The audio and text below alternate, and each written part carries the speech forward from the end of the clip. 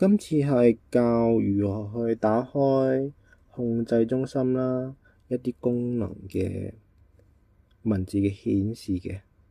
咁你見到啦，呢啲 logo 啲功能好多文字嘅，咁佢默認咧係冇文字喎。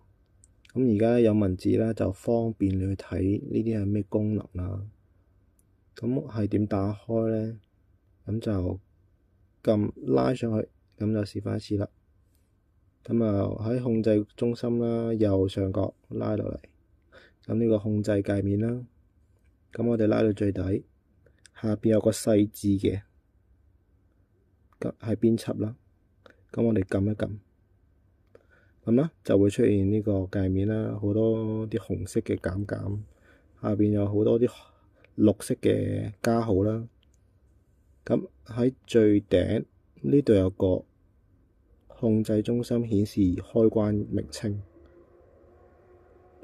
咁佢默認咧係熄咗嘅，熄咗係點樣嘅咧？就係冇字嘅。咁我哋就示範一次先。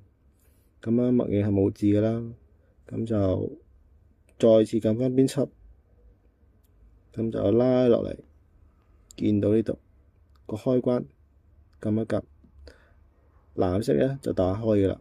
咁再撳一撳上面呢個剔啦，咁依家就會出翻啲文字啦，咁就方便去睇啦，知道呢個係咩功能嚟嘅。